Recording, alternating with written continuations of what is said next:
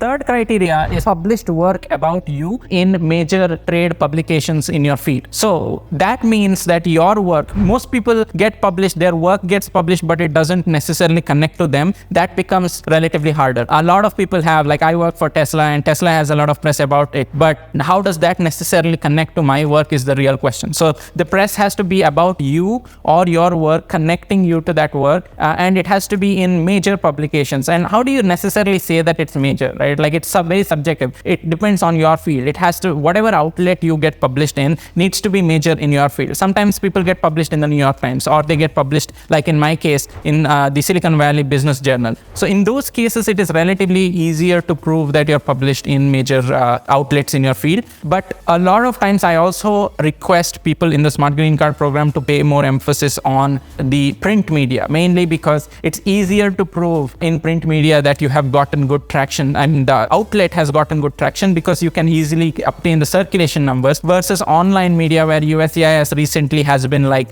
it proved to me that you haven't necessarily run ads and gotten all the viewership that you've told you've gotten, right? So there's certain area, certain leeway for feedback from the USCIS versus like a print media where you can actually prove through circulation numbers which cannot necessarily be kicked back. And as always, you can find more about the Smart Green Card program by checking out the link in the description below. I'll see you in the program.